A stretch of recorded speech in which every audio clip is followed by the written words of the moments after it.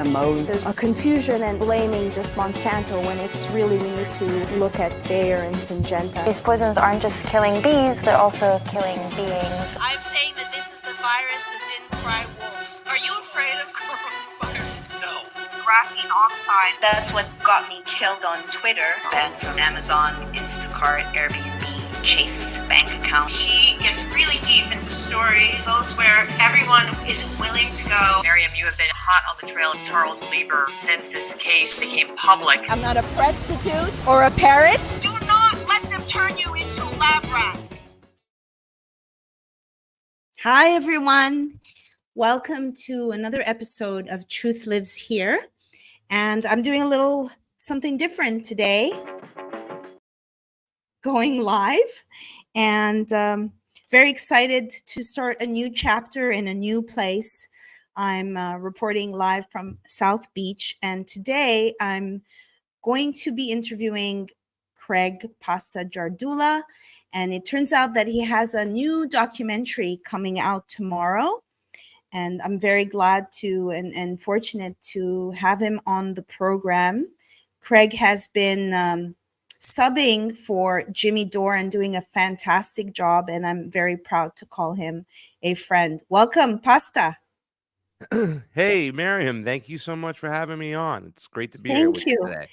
So I reached out to you not knowing that your documentary is coming out tomorrow on Hawaii and Lahaina. And I called this show FEMA Fail, Lahaina Anomalies, and more. What is the actual name of the movie? And let's dig into that. Well, I decided to call it Lahaina on Fire, The Aftermath, Volume 1, because I definitely intend on going back. I'm currently just trying to figure out the schedule now because it looks like I will be going to Argentina to observe that election. You know, a lot of my other work is observing elections in Latin American countries, and that's shaped a lot of my political views, especially when it comes to migration and it comes to foreign policy. But I will be going back probably in early, I'd say, November or late October to Lahaina. So we're calling it Lahaina on Fire, The Aftermath, because we arrived in Maui, me and my camera crew, about 3 weeks after the fire. And we just documented about 4.5 days of experience of talking to the locals, of talking to people, of talking to the survivors, talking to activists. And we're just chopping up a quick documentary, but over an hour. You took a quick peek at it, and yes. Then we're going at it. Yeah. So I want to say, as a filmmaker myself, the beginning, the whole feel of it has this this kind of feeling of how documentaries used to be, this energy, and had kind of a throwback feeling, kind of a classical documentary, Come With Me. And I have a whole bunch of notes. I loved it. I'm very proud of you, Pasta. And the fact that you whipped it out, you know, and obviously being on Jimmy Dore allows you to have a platform where people know, you know, can support and can make things happen given all the censorship that we've been through. So that's amazing. And so I'm just going to touch upon, and we can go into some of the things. So first of all, amazing footage, and some of the people that you captured. For instance, the woman who explains the very weird way that the fire kind of split, or the wind kind of, you know, she was very lucky. And everything that I saw and have researched about Hawaii, it's like screams geoengineering. So that's one thing I wanted you to touch upon. And then the fact that a lot of the kids were left at home, the fact that they're lying about the count of people who have disappeared. So where do you want to start to just tease this so people can definitely go and watch it, and where can they watch it too?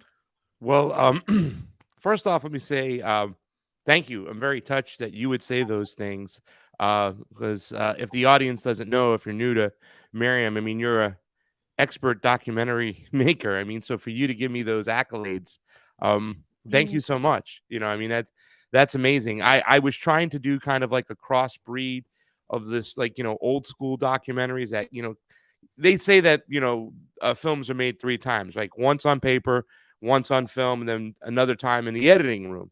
And I think you'd have a lot of experience sitting in the editing room and understanding what's going on, how to get the product and the message across that you want to get across, especially the macro message. With this particular situation, I wanted to take that kind of work, the work that you had done with your documentaries and other documentaries and made, where you're trying to get this message across, but kind of live within the restrictions of being a news, documentary. In other words, we don't have a lot of time, right? Right. It's got to be done quickly. I want to capture what's going on there today and get that information out as quickly as possible. So thank you for, giving me those compliments. It's just amazing. It really is touching. Thank you, Miriam. So Yeah, you're welcome. And I mean it. I'm not blowing smoke up your booty. So on one hand, it had this old school, and then on the other hand, it had this Anthony Bourdain, right? Like I say travel, which was a show growing up in Montreal. I wanted to, like, I was just like, why don't they have these badass chicks? Why is it always a guy?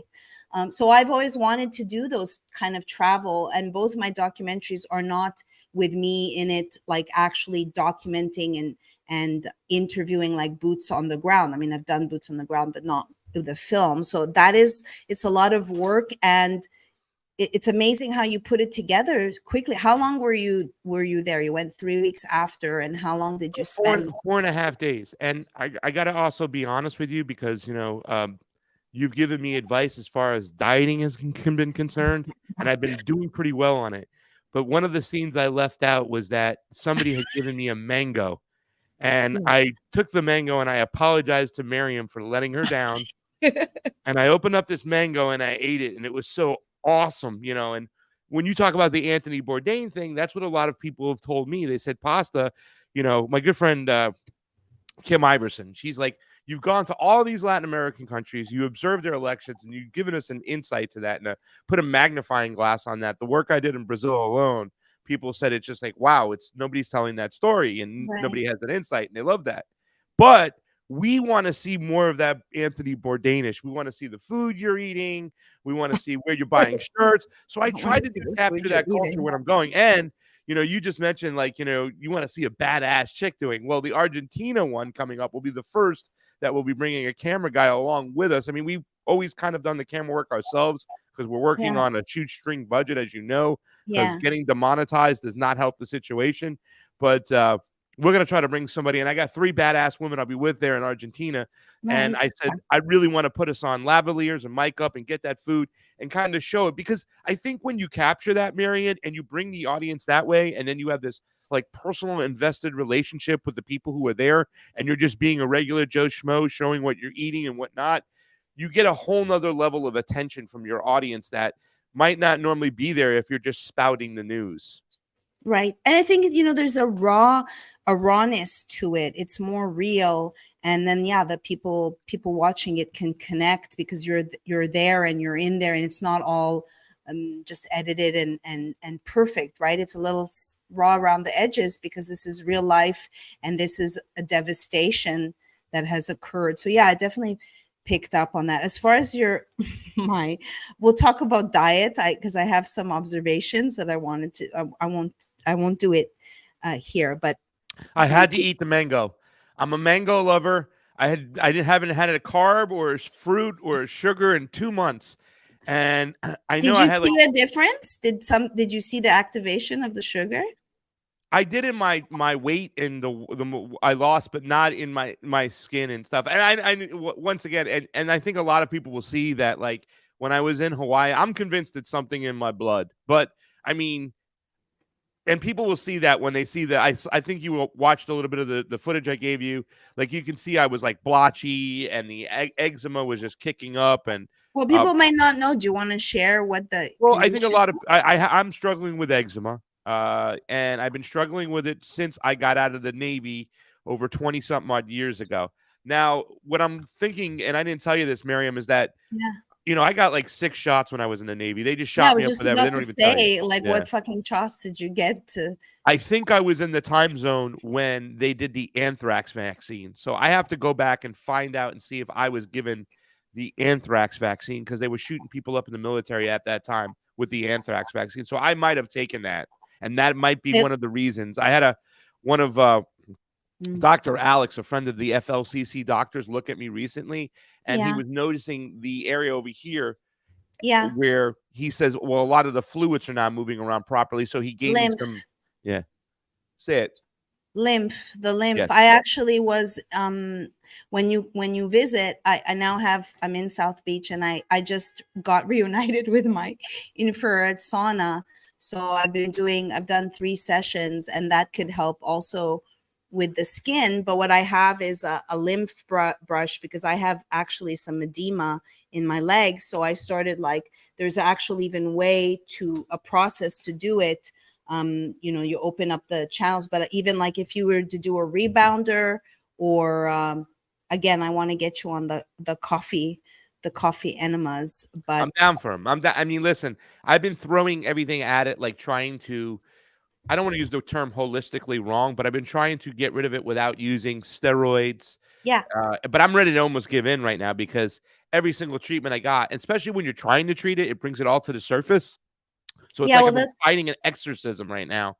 Right. But it's the healing crisis, and it can get a lot worse before it gets better. But the deal is to get things getting out of your body. So I working with the lymph. But I wanted to say something about the anthrax. One, the fact that you have to look to see what the F they put in you. Yep. And 2, I just happen that I'm doing a deep dive into anthrax. And so I'm doing a series where I'm looking at the anthrax letters. And there is a documentary called Anthrax War where, that was a very damaging vaccine. So I'm looking into the death of Bruce Ivins, and they went after Stephen Hatfill. And then there was another doctor that also mysteriously, under mysterious consequences, died, and they all worked with vaccines at Fort Detrick. So I would be curious to know if but I was just going to say before, well, did you get vaccines? Obviously, and when you were in the military. Yeah, I think I got 3 when I was born. My mom was trying to tell me I was born in 1973. So she's too. You got measles or the mumps one. She was very little. It wasn't like the vaccine schedule back. That's right. When they changed it. So, but 72, we're at 72 now. We were lucky. Are we on YouTube?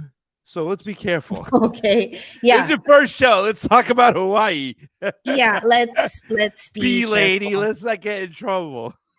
Right. Which is difficult. I will be back in Florida for November, and we'll have plenty of time to get together and talk. And I look forward to that. Dangerous talk. Hopefully that leg is healing up so I can take you on at the dance floor and show you some moves over there. You know what I'm saying? Don't sleep on this white boy. I'm Italian, and we were the ones like Danny Terrio, Saturday Night Live, back before Travolta got all involved in Scientology. We were the dance people on the floor. Don't forget that now. Yeah, I'm excited for you to show. I am. It's 12 weeks, and I'm on my bike again, but it still hurts, and I may have to go do another stem cell, and it's very expensive. So I don't even know if I could get the help I need. But yeah, so I'm very. Let's talk about Hawaii and get the. Yeah, let's talk about Hawaii. Cash App going because people want to hear about Hawaii. Is that really do. Is that safe to discuss? Right now it is. I mean, so far I haven't seen any clampdown. I think there's a major shadow banning going on, Miriam, because when I came back from Maui, I was on the Jimmy Dore show. Pretty much Jimmy was in town. He wasn't leaving. He goes, I was there. He says, I want you to do your first segment on Maui, and then I'll take over the rest of the show. We did the first segment on Maui. And that particular video on Rumble has over 320,000 views now. It's like a 10-minute view. Wow. 10-minute one. And yeah, it's got, thank you for bringing it up, Jamie. Yeah. And this is another thing, too. I'll go over some of this stuff. But 320,000 views. On YouTube, it only had 140,000 views. Now, I understand the people on Rumble probably might be more interested in what's going on in Hawaii. You mentioned weather modification. There's been talk of space laser. There's talk about direct energy weapons. There's been talk of climate change. There's been talk about natural disaster. So maybe the audience on Rumble might be more interested, but I'm suspecting that there's no demonetization or suspension going on for Hawaii. There's just major shadow banning. You know what I'm saying? Like they're keeping quiet about it. Yeah. Just like they feel that the people on Maui, especially the people in Lahaina, one of the biggest sins they feel is the lack of transparency from their government, their local officials, and the willingness to hide the truth. I say lack of transparency. One of the, my friend Morgan, who was in the video over there climbing up coconut trees, he goes, it's more than just a lack of transparency. They're hiding the truth. They're trying to keep it silent on all the do's and don'ts and everything that led up to the situation in which turned Lahaina into a tinderbox over the years. And despite them all having a big fire in 2018 with a signal and a warning sign, shot across the bow saying, hey, people, get your shit together. It can be really bad. They still went on as business as usual, and look what happened. Fire. I want to say that the response of what you featured in your documentary, it just was so touching to the heart of the way in which these people mobilized and they are there for their community. It's nice to see that that still exists on this planet, and on American quote unquote soil. Do you want to talk about how these people mobilize? I mean, I have a lot of notes and I want to touch upon them, but that was really impressive. And you talk about how impressive it is having traveled and so discuss that. So, like when I hear a lot of people talk about anti-Marxism type of things, like, and I go to Marxist countries, I don't see like, people looking at ideology or theory. I see a collective group of people, a collective government, where the empire is building bases in their country, stealing their resources. So they come together as a group, a collective group to pull together, to help each other, to watch each other's back, to fight off the empire and to help each other get the basic needs they need, right? And I see that in a lot of Latin American countries, and it's a beautiful thing. But I never experienced what I've experienced or saw anything like what I saw in Hawaii. It was like everything I've witnessed before. And really this talks a lot about American people. When people think that like a lot of Americans are propagandized and stupid and just not in the game, yeah, there's a lot of that going on. But there's something about Americans, I think, sometimes which people just underestimate. There are a lot of great people here. And in Hawaii, we saw the same thing, but on another level. Everybody, Howleys, which are the white people, right? They call the local Howleys, Howley boy. Howley is the name for white people, right? So you see all these people, the locals, and there's a lot of local peoples who are like indigenous of Filipino nature that have lived there for quite some time. Indigenous people that have lived in Lahaina for quite some time. I like how you made Lahaina like a Jewish name. Lahaina. Lahaina. But I mean, seeing these people come together, wow. And that was something, Cheese Slice put up the those the GoFundMe's, right? That's something I wanted to accomplish when I went there, Miriam. I knew there was a lot of talk of NGOs being there helping out, state functions. There's Red Cross, FEMA, Oprah. Oprah and The Rock got into the whole game, right? But I wanted to go there on the ground, see these people, and then share their links, and I was able to do that. There's 3 major links we shared in the movie. We're going to share a 4th one from the guy Alfie, the guy with the sunglasses who was, talking about how he escaped and went to the beach house and all this other thing. One of the links, one of the places was called Hanakawai Beach, which Rebel News had already reported on, and they had about 50,000 in there. Give, send, go. The other one I went to was the Round Table Pizza in Lahaina, where this guy Dave Mello, who was giving out free food, for the first 3 weeks after the fire, almost a month after the fire.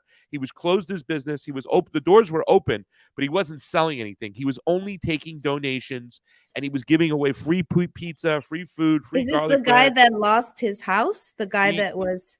Well, his house is considered inhabitable. The building was actually standing, and one of the neighbors, actually the old couple, stayed in their house during the fire and survived. And we shared his Venmo because he had showed me, like, look, the money's coming in and it's going out. And he had raised close to $10,000 off the Jimmy Dore show. But the one that really hit home was the Pahaku Beach. It was also known Canoe Beach. One of the guys from Lahaina Pizza, the Round Table Pizza, said, go to this distribution center. We're like, oh, there's another distribution center? We didn't even know about it. So we showed up unannounced. They were a little surprised. It was after hours. They were a little hesitant to talk to us. They didn't know who we were. They didn't know what we were doing. They'd been exploited before. We went back the next day, but they were still skeptical. And I said, listen, just believe in me, because they wanted to know what my objective was, what I got out of it. And I was telling them I'm a citizen journalist, and my objective is to get their story out from their words and then to share their links. Well, we shared it on the Jimmy Dore Show, and we were there. They were able. They had about $6,000 in their GoFundMe, Miriam. Within 2 days, they had over 56,000. We raised over $50,000, and all the comments. I saw Pasta on the Jimmy Dore Show. Thank you, Pasta, for sharing this. And they gave me a call, and they're actually coming to the States now, a couple of them, because they know some basketball players, and they're going to try to speak to these basketball players to highlight and elevate their distribution center and their mutual aid and what they're doing. However, Miriam, guess what? Just recently we found out two things. Number one, last week, one of the state legislators in Hawaii has gone to the governor complaining, saying that there are GoFundMes, Give, Send, Goes, PayPal's, Cash Apps that are exploiting the situation, and he wants the governor to sign another emergency proclamation, which is going to allow them to shut down and suspend these accounts until they find out if they're legit or not. Oh, yeah. So what okay. they're doing, Sure. Mm-hmm. they're doing is they're going to use the negative ones out there to slow down and shut down all of them so they can control the money coming in and coming out of Lahaina. That is so disgusting. And, when I watched the footage of Oprah and The Rock and repeatedly saying, this is going directly to the people. And then you find out that the CEO of that NGO gets $500,000 a year as his pay. And, oh yeah, Oprah, why don't you kick in one of your billions of dollars to help? Why are you going to the people? Do they not realize the hypocrisy of this gesture? It's disgusting. And so now they're going to shut down legit using the bad apples to cut off funds. It's when you tap into the evil or the wickedness or what's really going on, that we know, this is an old world territory. You want to usher it in to become a smart city. You want to usher it into your new world order. And systematically, if we were to pull back and look at the United States, if you drive through, I'm sure it's like tenting house, all these manufactured weather incidents. Yeah. Well, another thing that you just talked about too, as well, when you talk about 15-minute cities, certain things that the locals knew and the survivors knew in Lahaina. Number one, they were very disgusted that all this money is given to Ukraine and nothing to them. And there's so much red tape for them to get through. They file all the paperwork. One guy was like, okay, you can go over to this one hotel and get some money right on the spot from the Red Cross. And that's the one thing that's happening. But the serious money or the papers you need to fill out for that's going to help them stay in Lahaina, because that's the number one thing right now, right? It feels like an orchestrated gentrification.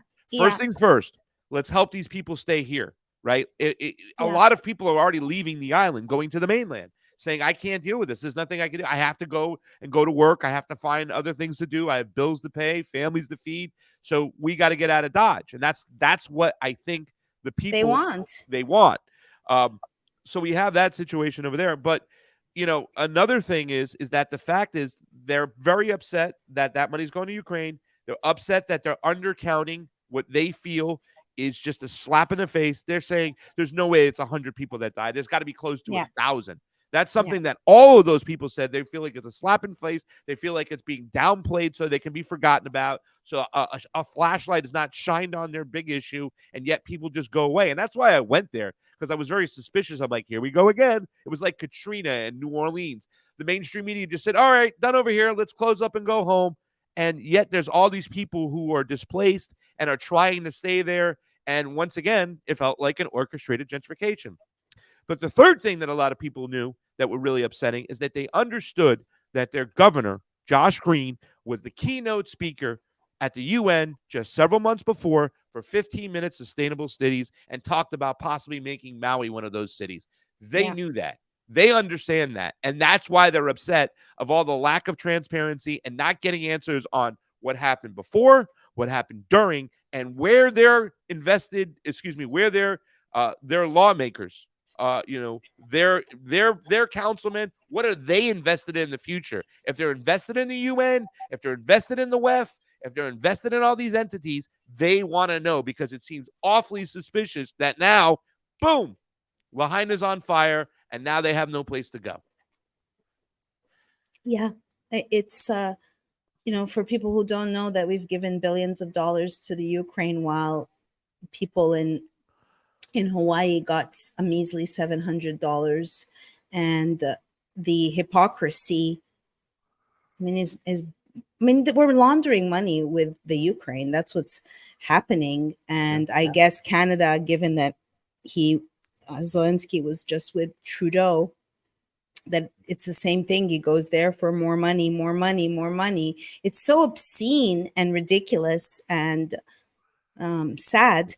So the people, many of them are displaced. Many of the people are not allowed to even talk about the fact that the people are not allowed to go back to their own home. They're not allowing people, so they're not able to bury their dead or find their loved ones. And there was this chilling fence with all these erected crosses to honor the missing people.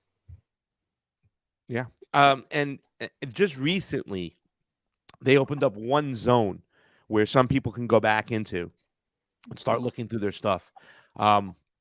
I think they got close to 26 people who went through in one day. It was a small amount. And yeah, I mean, there's a lot of people who rented there, so they're not going back. They're just like, peace, they're out of there. And they just... How many residents? Sorry, do you know how many people in Lahaina overall? I No. don't know exactly the exact number. I've been getting different numbers all over the place, trying to figure that out. I know the population on the island is somewhere around 200,000 people, right? And Okay. that's all spread out. So Okay.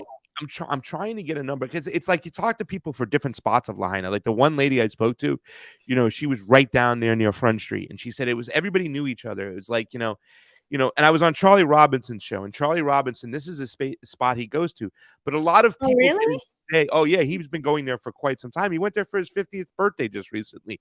And he was talking about, he pointed to his daughter. He says, look, this school was established in 1906, and it's right there on the water, overlooking the waves and all that stuff going on. A lot of people stay just north of Lahaina, in a lot of the hotels, but there are Airbnbs and whatnot. But it seems like a lot of people go down and matriculate to that Lahaina Front Street. And I was talking to somebody who lived on Front Street, and it's like they like the simple life. Like people would sell on the streets and fruit on the streets, and it was like old school buildings and old school houses, and the locals that lived there loved it. Now that's gone. Now they want to put that away. And talking to people who've dealt with a lot of these crises before, they say it might be 2 to 3 years. 3 years is probably the minimum before they can break ground over there. They're going to have to rezone the place, regrid the place.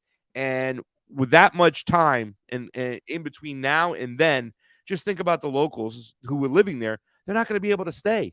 They're going to have to go. And it's not like one of those islands, Miriam, where they can just pick up and go next door. If they go to the big island, maybe they have a shot, but a lot of them are going to end up on the mainland over here in the United States. And that's what they wanted. They didn't want these people with their local businesses and all that stuff. They wanted it. The vulture capitalists, the 1%, right? And it looks like they're coming close to achieving their goal. So right now, the fight is to keep them there, find out the truth, and then make sure that they can stay there and they can have a say and pave the way in their future forward. I think, in addition to it being a land grab, it's also just a destruction of history, a rewriting of history, just like it is also, I call it the uglification of America, that we had these beautiful buildings and architecture and everything's like shitty Home Depot now. So I believe it's like erasing, the old ways, right? In this furthering of this new world order. It's a travesty, really. It's can you talk about the speed of the fire, the wind, these the woman says she never saw wind like that. Yeah. And so that to me is indicative of this is not natural, and geoengineering exists. I don't know if that's taboo for YouTube. It might be a little you taboo, but we'll see. Let's test that one out. So if there is a theory that really kind of caught my attention when it came to the actual starting of the fire, because my message has been, listen, we can argue about how this fire started all day until the cows come home. The important thing right now is we have to tape it up, put the Band-Aid on, stop the bleeding, help the people of Lahaina stay in Lahaina. Let's do that first, and let's work our way backwards. But I think the big story is a lot of times people are not talking about why the conditions were the way they were in Lahaina, which was a tinderbox. There was somebody who told me, why would I use a space laser when I can just go up there and drop a flare and those dried out tinderbox fields? I mean, the sugarcane industry shut down in the late and I think around 1999, 2000, and they stopped irrigating those areas where the sugarcane was. So then it all started drying up. Combine that with the fact there was a lot of this grass that was not indigenous to Maui that was brought in. It was indigenous to Africa. It was brought in to feed the cattle years ago. That was also there. So they had this area in 1999 that was shut down, the irrigation. There's been talk of water diversion for years. A lot of the locals have said in that area that they've been diverting water for quite some time into the golf courses, into the ritzy areas. It's not that simple and it's not that cut and dry. There is nuances to those stories and where some of that water went. But the fact is that, Lahaina was the perfect place for the perfect storm. It was a tinderbox.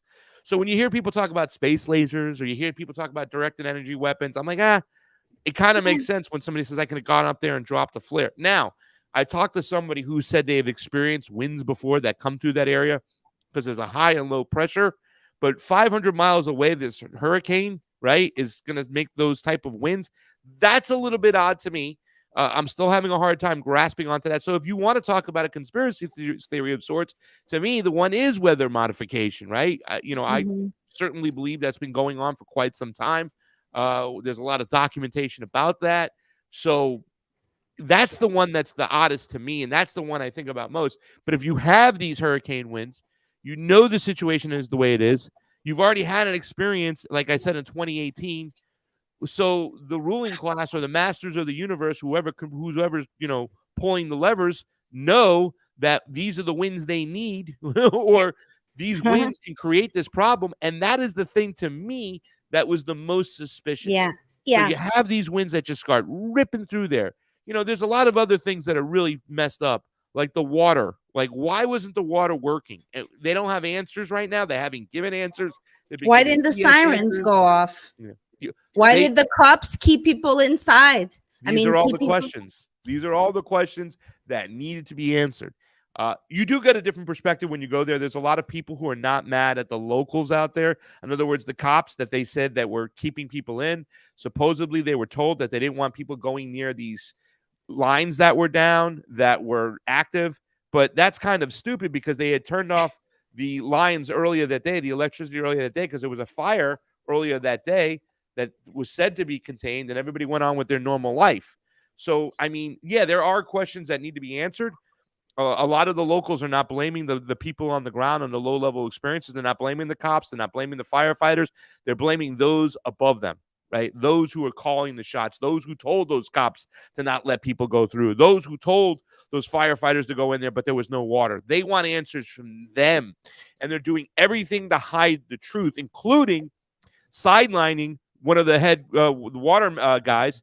His name is Manuel Caleo. There are people who showed up last week that want this guy back, and they're saying it's a personnel issue that he's demoted, and they sent him to an undisclosed location. So now the people of Lahaina are arguing, and they are mad. They want answers, and they're mad at the state, and they can't figure out why the state is keeping this guy and putting a gag order on him, pretty much silencing him. So these are answers. Is he hiding? Is he like no one knows where he is? An undisclosed location they moved him to. Yeah, so in regards, I named the show Lahaina Anomalies. So what are some other anomalies that we can touch upon? So once again, the water diversion in the tinderbox. We talked about the wind. There is a there's not a space laser, but there is a laser on one of those mountains over there, and all the citizens know that. So that's something that you have to bring it in there. Some people are very suspicious on why some houses were left untouched and some were burnt down. Why some cars were burnt down and some were left there, but I'm not. And the guy who talks about the tree being kind of like burned from the like a weird way from the inside, or well, I mean, here's the thing: a lot of people are talking about, all right, these houses are old wooden houses, and they're going to burn up really quickly and easy. But the roots of that tree might have been going into the water, might have had a ton of water in it. You know what I'm saying? So it might have had the capability of that. But I mean, those are some of the crazy things. There was one activist in particular who says, "Listen, we're not saying anything. We just need answers to these questions." So those are the things that they're talking about and they're asking questions to. I think that despite there being a decent amount of people who are trying to figure out what happened exactly, most of the people are concentrating on why there was such a breakdown in the crisis itself and what's going to happen moving forward. I think that is something that I was able to keep my mind on and keep it, when I spoke to the people, that's where they're at. You know what I'm saying? They're not questioning those things as much as, well, who are you connected to? Who are you working for? And why was there such a breakdown during this crisis?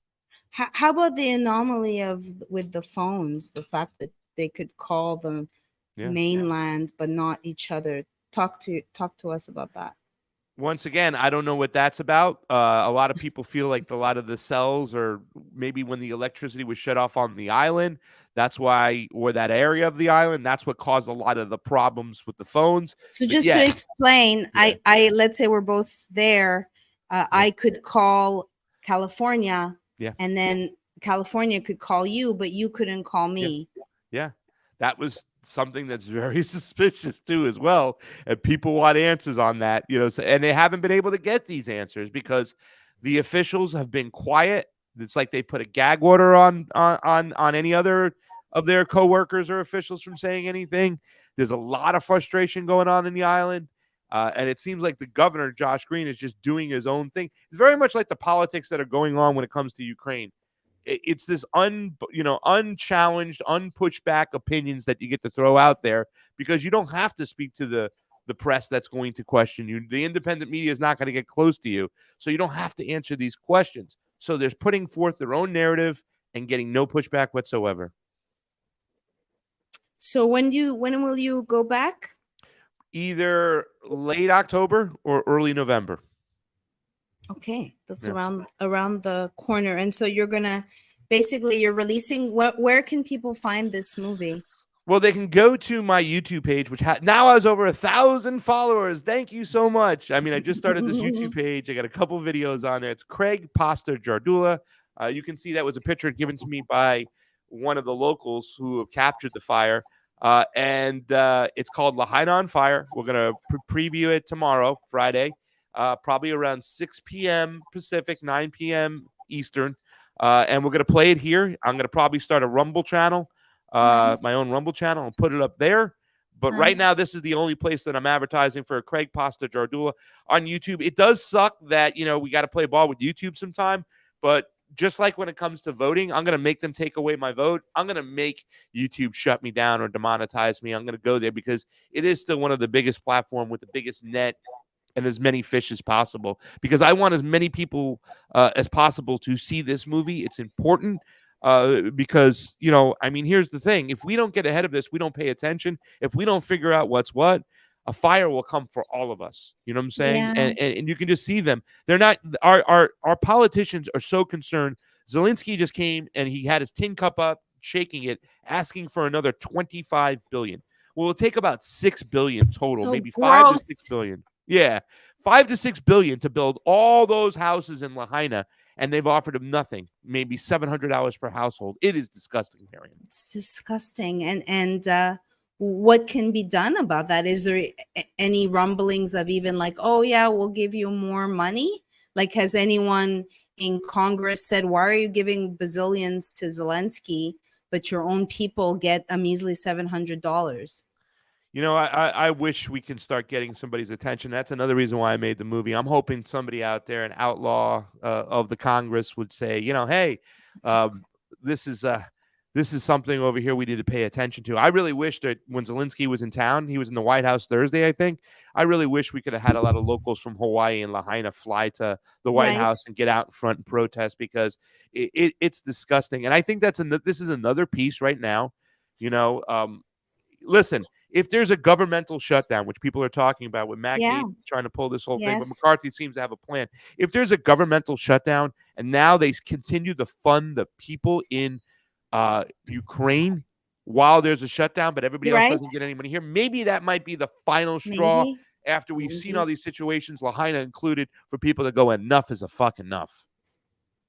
Yeah, maybe. I mean, I watched part of the debate yesterday. It's Ugh. all fake and gay. I mean, it was so gay, by the way, means sappy for those, who think it means something else. So it just seemed like world, like wrestling. It was so, and in reality, it was so bad, so uncivilized, and just a complete joke. And I do think it's all fake at this point. I'm sorry. I've become, I guess, black pill.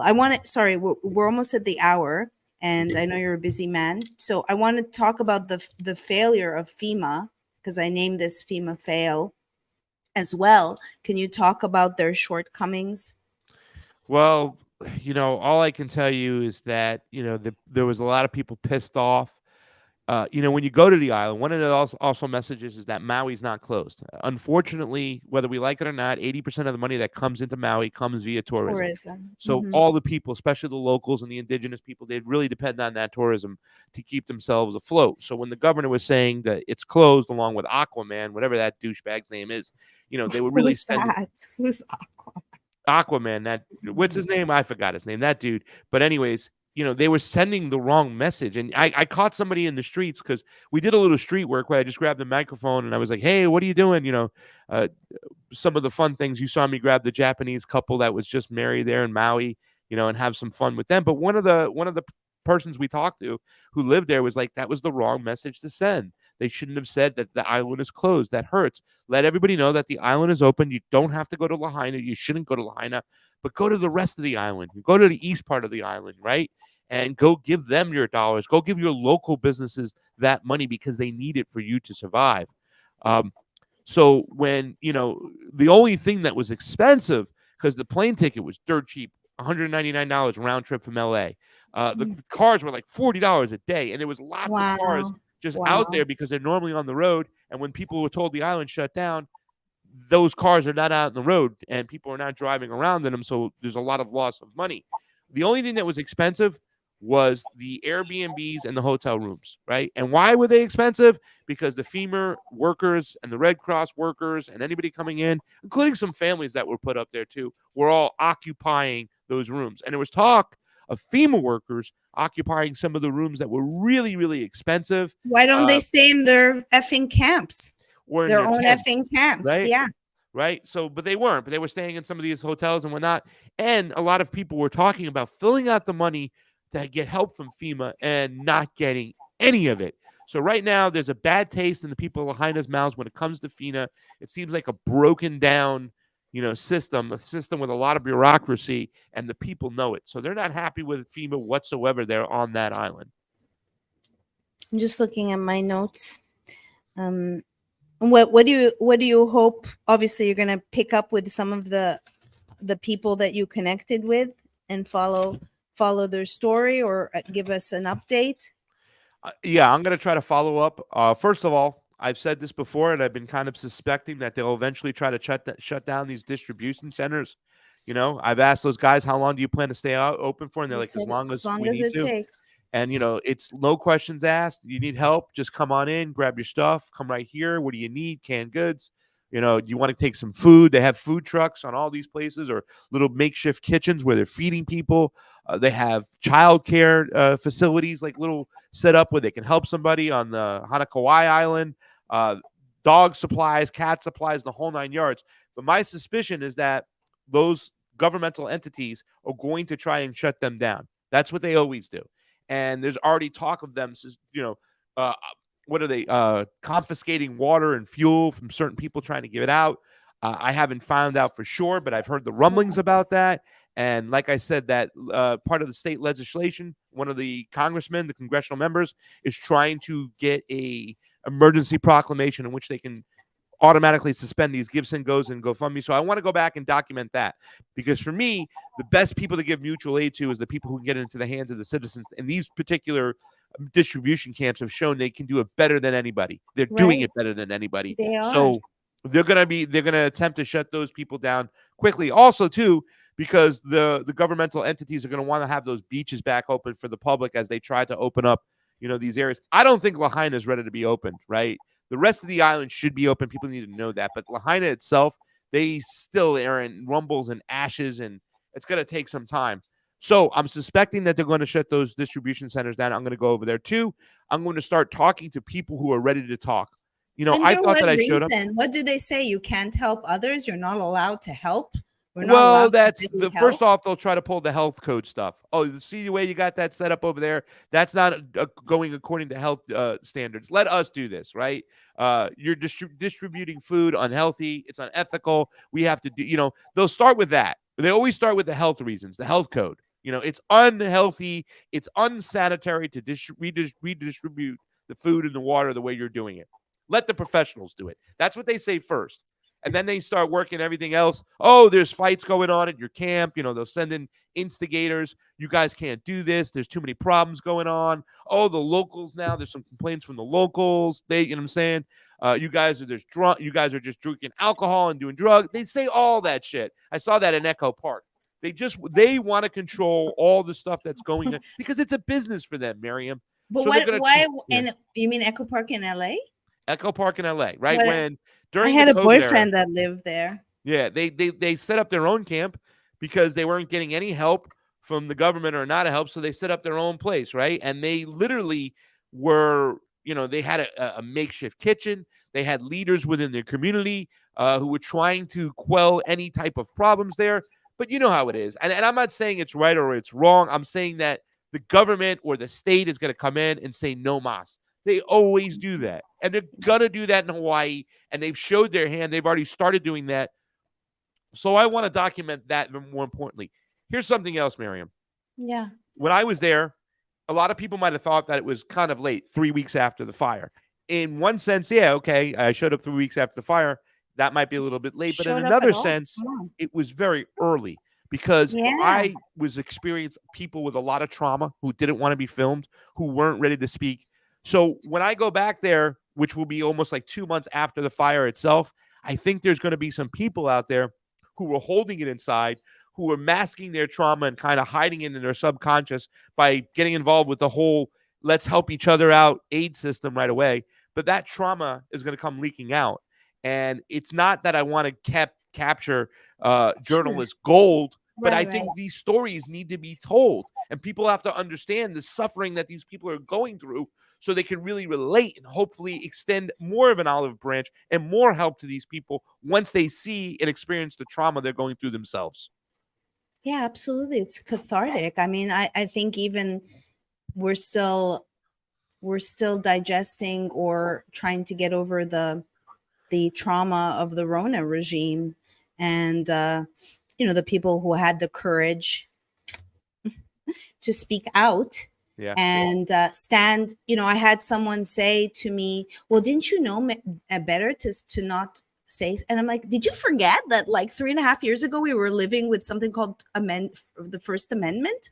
Like now you're reminding me that I should be like Winston in the corner, like writing in my notepad away from anyone seeing me. Like, come on. The landscape was a lot different pre-Rona.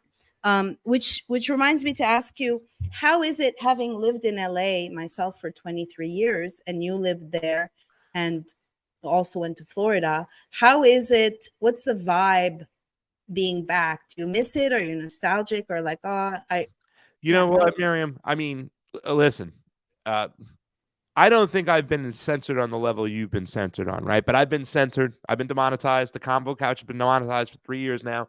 Mainly, I think, because we talked about elections and the whole process of elections. We explain the framework and the masters of the universe. Now, you can't do that. I think that's what a lot of January 6 is they're trying to make this thing bigger out than it really is because they don't want anybody ever questioning their elections again. How dare you question our selection, not election process? So, for me, I don't care, though, where I live as long as I get to do my work. Obviously, I had planned to go back to Florida, stay with mom, do my work from there. It was a good jumping point off to go to Latin America because I go to Latin America a lot.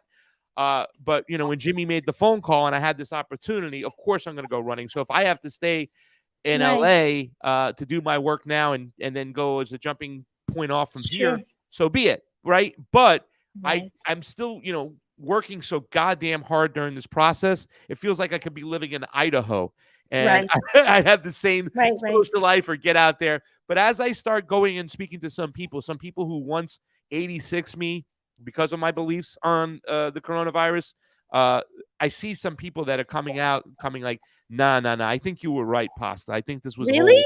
Yeah, that's amazing. I have been sensitive. But there are some people, the majority that I know are still holding their ground. They're still wearing their mask. They still think that we need lockdowns. They still think that they, mandatory shots, the whole 9 yards. Those people still exist. But I haven't ventured out enough to see what's going on. From what I understand, the LA Democratic Party, remember I used to be part of the whole Democratic Party stuff because we were supposedly the party of compassion. And then we turns out like, holy cow, now they're the party of war and they're the party of censorship now. That's why I say I'm still an old school leftist. The Democrats, they are the ones who moved away from our principles and whatnot. We were the ones for Bill Maher would say the same thing. Who would? Bill Maher would say the same thing, that, the party left him. You brought up something, it reminded me, J6, in your documentary, there's a man that shows you how images just disappeared. And before you share your story, I was listening to Mark Farina in Tampa and was sitting down on the steps, and it turned out I was sitting next to someone from Minneapolis, and he tells me, not knowing that he's talking to the leading expert on the George Floyd psyop, and says that he had all this footage on Snapchat and it then disappeared, and it freaked him out. As it usually does when you get, I had a employee that lost his PayPal because of me, and it scared the shit out of him. So I can imagine having footage disappear. So did that also happen to you? Yeah, well, we met somebody in Lahaina, and and we showed that in the video where a lot of the photos he took of the fire in that day are gone. They've been wiped from his phone's memory. And it wasn't that surprising to me because my videos of January 6th are all gone. Everything I had, from your phone. They're gone from my phone. I have that original phone still, and they're all gone. They're all gone from the iCloud, from the cloud. Somebody had gone in from the other end. And I think a lot of this from some of us who understand what Vault 7 is. This is the scary shit where the CIA has all these weapons. Right now there's a TV over there that's turned off. But even though it's turned off, it's a smart TV. They're listening in. So they have the people who have the keys to the kingdom. They have the ability to do this stuff. And it's all about maintaining their narrative, their narrative management. So when somebody told me that they had lost all their photos from the fire and it was confusing to him why it was wiped out, it was just business as usual for me because what they did to my photos on January 6th, they're all gone. I'm glad we put some of that stuff up on YouTube. And, we were also very suspicious because a lot of our friends, their footage was being taken down off YouTube. They weren't allowing it, but they allowed our footage to stay up there. And it turns out they allowed our footage to stay up there from January 6th because we had shut down at one point because we continued to try to live stream and they were blocking, they were jamming the signals and we couldn't do it. You were able to live stream at all? We weren't. They were taking it down. But the guy in the building, the D-Live guy, it's like, how the fuck are you live streaming inside of the Capitol? Yeah, do you know who I'm talking about? Yeah, I know exactly who you're talking about, and it's very suspicious. But all of us weren't able to. But then Johnny Tsunami, who was one of our partners at the time, made an executive decision. He goes, "We're going to shut down the live stream. I'm just going to film, and then we'll post later." And he did so. And then all our videos footage was left up there, and it was very confusing because everybody else's footage was taken down. But it turns out it's because the FBI went picking through our footage and used our footage as far as putting the bear mace in the hands of those two guys. One of them, I think he copped a plea deal. The other guy was let go. But they tried to use our video to put the bear mace in these gentlemen's hands, which they admitted to. Wow. And they tried to use this to keep the narrative that Officer Sitnick, the one officer that died, was killed by J6 rioters. And he died the next day. He didn't even die that day. But they tried to use, and that's the thing, you know. So, I mean, people then all used our licensed footage for their TV shows. And, you know, I want to share something similar that, you know, I was outside, I wasn't inside, but I wanted to go document, and I was scanning, I was by myself, and it was hella cold, and I was just looking for a man to protect me, to like give me cover. So I'm intuitive, and I was just energetically scanning, and I'm like, who the fuck are these people? These are not like patriots. And then I went to one guy, and I don't know why, I said, do you know Matt Couch? And he was Matt Couch's, who's a reporter, his videographer.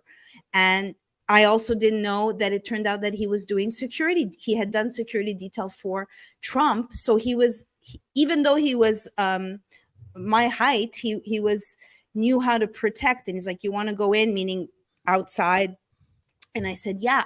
So it turned out that he ran out of a memory on his phone, and he was very intent on giving me a soundbite. And because I'm a journalist, I took the soundbite. But the next day I went to the Willard and I uploaded my footage to Rudy Giuliani.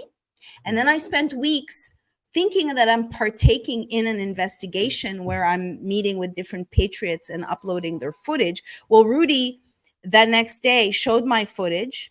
The next year, he showed my footage. He didn't give me credit. He didn't give me, pay me anything for my footage. And I thought I was contributing footage to an investigation. Anyway, so what was really that all about? Because I think, you know, there are lawyers who make sure that situations or cases go nowhere. And I wonder if that was Rudy's role. You never know. There's questions of Rudy going back to 9/11, right? So right. It is what it is. But right. Anything else? We'll wrap it up, and people can catch you in a few hours on Jimmy Dore. Tomorrow, Jimmy Dore, 1 p.m. Pacific, 4 p.m. Eastern. I'll be on Jimmy Dore. Kurt Metzger will not be there. He's going to Skankfest, so it's going to be me holding it down. Jimmy, who just spoke at the UN, which is amazing. He'll be back pretty soon. So all the people, the greatest thing about the Jimmy Dore show is Jimmy Dore. So these are huge shoes to fill when he's on the road. And this has been a big stretch while he's been doing a lot of important work. But it's also great that he has me there too as well, because if I can keep the channel relevant and keep us in the algorithm, then so be it. It's very helpful to Jimmy and his crew. Yeah. And I think it's awesome for Jimmy to have people around him that he can trust. And he's got a great team right now. You know what I'm saying? So it's pretty awesome. And while they've been on the road, you know, I've been just trying to do what I can do to keep everything relevant and hold it down. And then when Jimmy gets back, I'll get back on the road. And hopefully we can continue to get it going. But it's been an awesome experience, and I'll be there tomorrow. Yeah. And then Friday night, tomorrow night, Lahaina on Fire on Craig Pasta Jardula's YouTube. So go check it out. And thank you so much for having me on, Miriam. This has been fun. Thank you. And people can support. Can they support you if they want to contribute to the documentary? Yeah. You can go, all my links, just go to Yo Pasta on Twitter, and I will give you all my links, everything there. You know, I'll have a Give Send Go up tomorrow. I don't want to put it up until after the film, because I want to put the film up and say, okay, if you think it's worthy, if you like what you saw, here's the Give Send Go. Help us on out. Yeah, and with that said, if you think this show is worthy and I'm worthy, I am not driven by money, and I have a Cash App because I'm banned on Venmo, Vimeo, PayPal, GoFundMe, Instacart, Airbnb, Amazon, debanked by Chase, smeared by NBC, and persecuted by the government. You know, just the usual. So I would appreciate any support. to make this show possible, and I will continue to give you the truth because it lives here. So thank you, Jamie, or cheese slice, in the background, maestroing this, and hopefully I'll do more lives to come. Be kind, be good, and make it worth living. Make your life worth it. So yeah, God bless. Thank you, Pasta. Thank you for having me on. You in person, make you eat some nails. No more nails for you, girl. Thank you for having me on. I got to jump to another interview. Yes, thank you. Bye. Bye. Bye.